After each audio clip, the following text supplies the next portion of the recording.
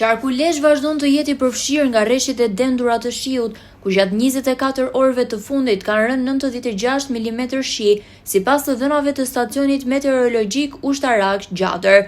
Situata ka shkaktuar rritje të niveleve të lumit Drin dhe Mat, si dhe përmbytje të tokave dhe oborreve në disa zona.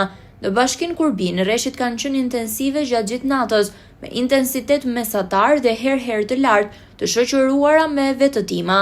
Deri tani të raportuar vetëm një rast i përmbytjes së një familjeje në Milot, ndërsa kanalet janë në kuota të larta dhe punonësit e emergjencës po monitorojnë situatën. Furnizimi me ujë dhe energji elektrike vazhdon normalisht dhe procesi mosimor nuk është ndërprerë.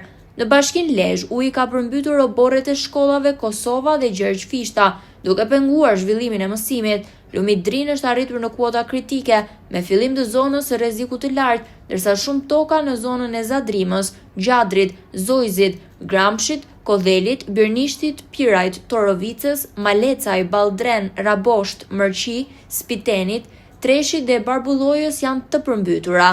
Një familje në Torovicë ka kërkuar ndihmë emergjente pasi uji ka arritur 50 cm brenda banesës. Kanalet kryesore janë në kuota maksimale dhe punojësit po punojnë për largimin e ujit nga oborret e shkollave, ndërsa OSHE raporton ndërprerje të furnizimit në fshatrat Shënkoll, Gajush dhe pjesërisht Tale. Në bashkinë Mirdit, rreshtet kanë qenë intensive, por deri tani nuk ka problematika serioze për banesat. Lumi Zalli Zmes pranë qytetit është rritur, por nuk ka rrezik për përmbytje, ndërsa disa zona periferike të Rrëshenit po përballen me mungesë energjie. Hidrovorët po punojnë me kapacitet maksimal për largimin e ujit, ndërsa autoritetet bëjnë me dije se lumenjt Drin dhe Mat ndodhen në kuota të rrezikut të lartë. Aktualisht nuk raportohen probleme të mëdha me akset rrugore.